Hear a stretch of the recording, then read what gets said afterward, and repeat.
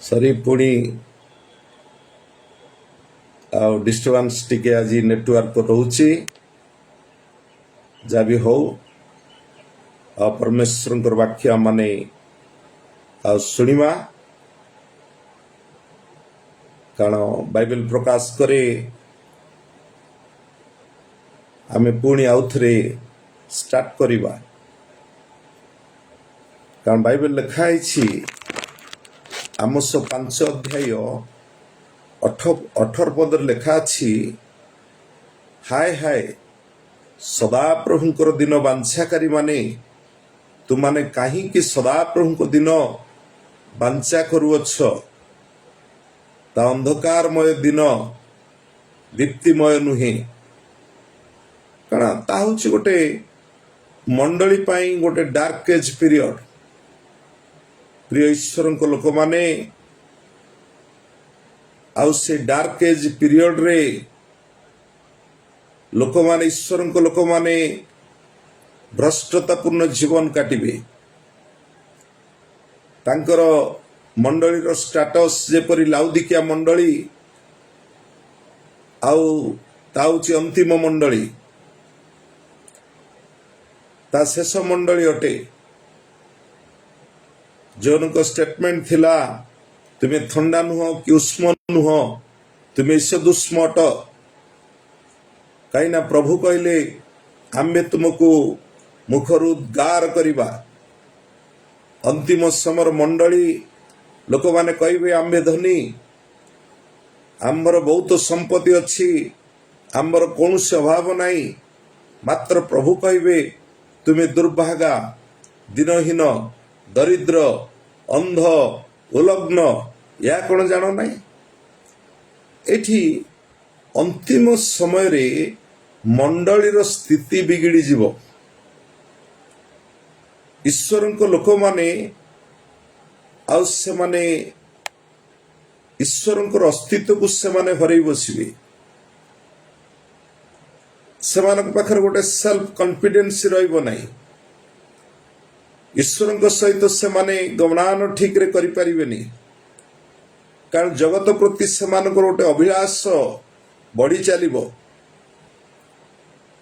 सेथि पाई आमोस लिखिले हे ईश्वर वांछाकारी लोक माने ता गोटे अंधकारमय दिन आसीबो कारण प्रत्येक प्रोफेसी फुलफिल होछि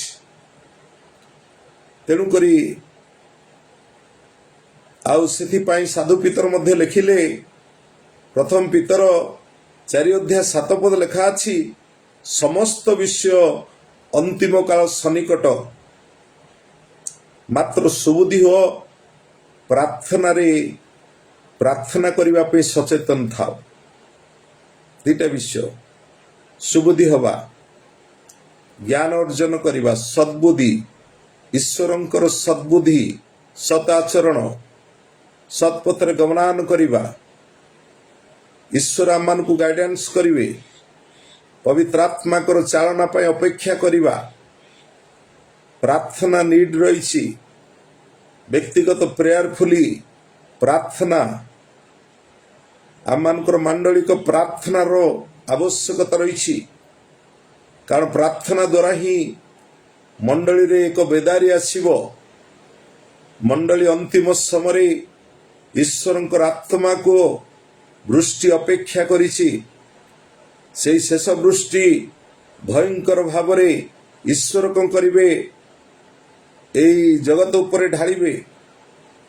तेणु करी साधु पितर पुणी लिखिले 1 अध्याय 13 पदरे तुम्भे आपणा आपणा मनरूप कटी बंधन करी सचेतन थाओ पुणी ख्रीष्टंक प्रकाशित हेबा समय जो अनुग्रह तुम प्रति बर्तिब से संपूर्ण रूपे भरोसा रख एठी आममानकर प्रति अंतिम समय आमे साधु पितर लिखिले सुबुद्धि हवा प्रार्थनार मध्य जागी रहिबा अंतिम समय मनरूप कटी की बंधन करी सचेतन रहिबा माने गॉड्स डायरेक्शन ईश्वरंकर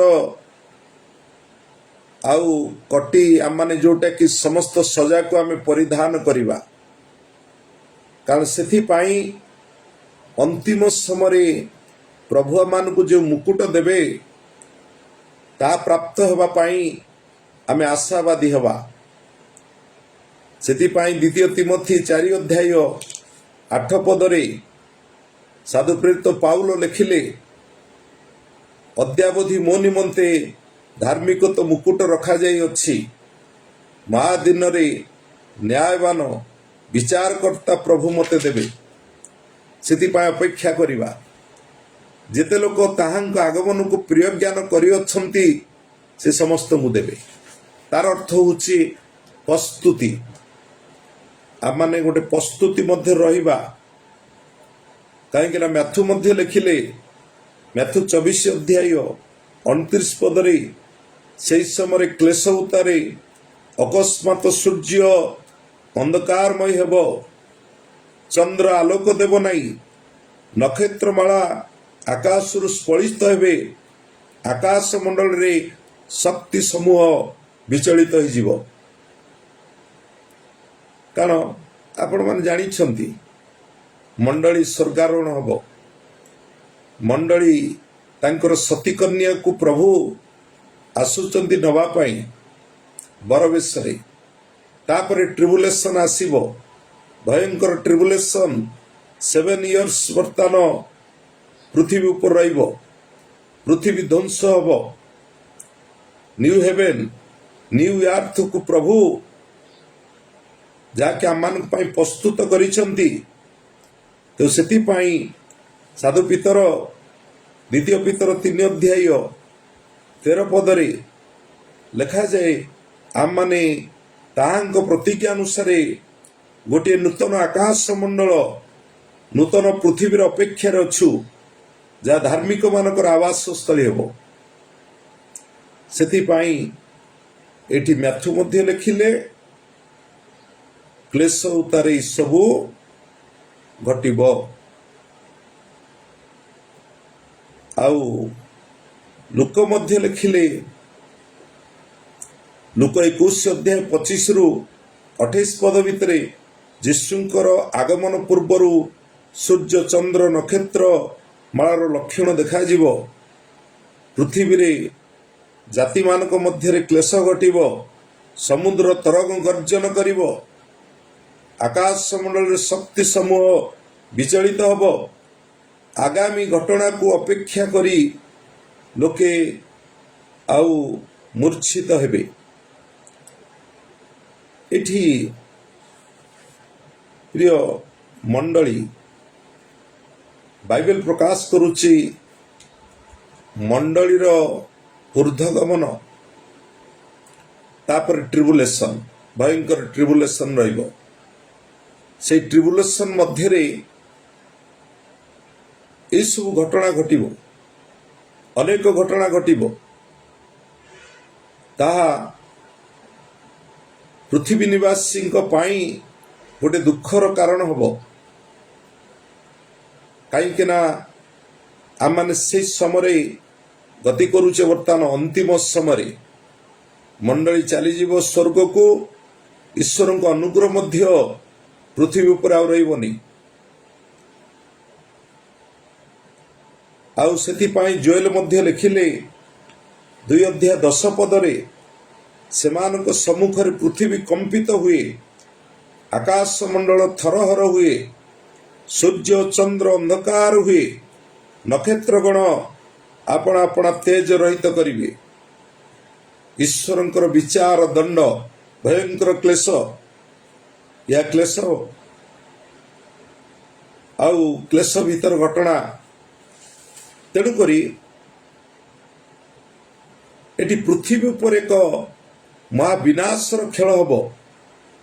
ପୃଥିବୀ ଅଗ୍ନି ଦ୍ୱାରା ଜଳି ଉଠିବ, ବାଇବେଲ ପ୍ରକାଶ କରେ। ତାହେଲେ ଆମମାନେ ଅନ୍ତିମ ସମୟରେ ମୋର କ'ଣ ଦାୟିତ୍ୱ ରହିଛି? କାରଣ ମୋର ଲକ୍ଷ୍ୟ ପାର୍ଥିବ ଜଗତ ନୁହଁ। ଏଇ ଜଗତ ହେଉଛି ମୋ ପାଇଁ ଗୋଟେ ଟେମ୍ପୋରାରୀ ଜଗତ। ମୋତେ ସେ ସ୍ୱର୍ଗୀୟ ବା ଆମମାନଙ୍କର ଯେଉଁ ଲକ୍ଷ୍ୟ ରହିଛି ଇଟର୍ନିଟି, ତାହା ମୋତେ ପାଇବା ପାଇଁ ମୋର ଆବଶ୍ୟକତା ରହିଛି। ତେଣୁକରି ଆମମାନେ ଏହି ଅନ୍ତିମ ସମୟରେ ପ୍ରଭୁଙ୍କ ପ୍ରତି ଅନୁରକ୍ତ ହେବା। ବାଇବେଲ ପ୍ରକାଶ କରେ, ଯାକୋବ 5:8 ଲେଖା ହେଲା, ତୁମାନେ ମଧ୍ୟ ଧୈର୍ଯ୍ୟ ଧରି ଆପଣ ଆପଣ ହୃଦୟକୁ ସୁସ୍ଥିର କର, କାରଣ ପ୍ରଭୁଙ୍କର ଆଗମନ ସନ୍ନିକଟ। ଧୈର୍ଯ୍ୟ, ପ୍ରଭୁଙ୍କ ସହଭାଗିତାରେ ବଢ଼ିବା। କାହିଁକି ନା ଏଇଟା ହେଉଛି ଆମମାନଙ୍କର ଚିରସ୍ଥାୟୀ ନଗର ନୁହଁ। ଏବେରି 13:14 ଲେଖା ହେଲା, କାରଣ ଆମର ଏଠାରେ ଚିରସ୍ଥାୟୀ ନଗର ନାହିଁ, କିନ୍ତୁ ଆମେମାନେ ଆଗାମୀ ନଗର ଅନ୍ୱେଷଣ କରୁଅଛେ। ଦ୍ୟାଟ୍ ଇଜ୍ ହେଉଛି ନ୍ୟୁ ହେଭେନ୍, ନ୍ୟୁ ଆର୍ଥ। ତେଣୁକରି ଆଉ ଯେଉଁ ନଗରକୁ ନିଜେ ପରମେଶ୍ୱର, ଏବେରି 11:10 ଲେଖା ଅଛି, କାରଣ ଯେଉଁ ନଗର ଭିତ୍ତିମୂଳ ବିଶିଷ୍ଟ, ପୁଣି ଯାହାର ଶିଳ୍ପୀ ଓ ନିର୍ମାତା ସ୍ୱୟଂ ଈଶ୍ୱର, ସେଇ ଆଉ ଆମମାନେ ସେଇ ନଗର ଅପେକ୍ଷା ରହିଛେ। ପ୍ରିୟ ମଣ୍ଡଳୀ, ପ୍ରିୟ ଈଶ୍ୱରଙ୍କ ଲୋକମାନେ, ଆମମାନେ ଗୋଟେ ଡାର୍କ ଏଜ୍ ପିରିୟଡ଼ ମଧ୍ୟରେ ଯଦ୍ୟପି ରହିଛେ, କାରଣ ଡାର୍କ ଏଜ୍ ପିରିୟଡ଼ ସଦାବେଳେ ଭେରି ଭେରି ଡେଞ୍ଜରସ୍। କାରଣ ତାହା ହେଉଛି ଈଶ୍ୱରଙ୍କ ଠାରୁ ବିମୁଖତାର କାରଣ। Dark age period, dark age period ହେଉଛି ଦର୍ଶନ କି ପ୍ରକାଶନ ରହିବନି। ଈଶ୍ୱରଙ୍କର ଦର୍ଶନ ଏବଂ ପ୍ରକାଶନ, ରେଭଲେସନ୍, ଯଦି ଆମମାନଙ୍କ ପାଖରେ ରେଭଲେସନ୍ ନାହିଁ, ତାହେଲେ ଈଶ୍ୱରଙ୍କ ରବକୁ ଆମେ ଶୁଣିପାରିବାନି। ଦ୍ୟାଟ୍ ଇଜ୍ ହେଉଛି dark age period. Dark age period ହେଉଛି ଈଶ୍ୱରଙ୍କ ଠାରୁ ଆମମାନେ ବିମୁଖତା ହେବା, ବା ଈଶ୍ୱରଙ୍କ ଠାରୁ ଆମମାନଙ୍କ ନିର୍ଭରତା କଟିଯିବା। ଡାର୍କ ଏଜ୍ ପିରିୟଡ଼ ହେଉଛି ପରସ୍ପର ମଧ୍ୟରେ ଗୋଟେ କନ୍ଦଳ, ବାଦ ବିବାଦ, ଶତ୍ରୁତା, ମିଳନତା। ଏଠି ଶତ୍ରୁର ପଲାକ ହବ ମଣ୍ଡଳୀ ମଧ୍ୟରେ, ଈଶ୍ୱରଙ୍କ ପରିବାରରେ ଭାରି ରହିବ।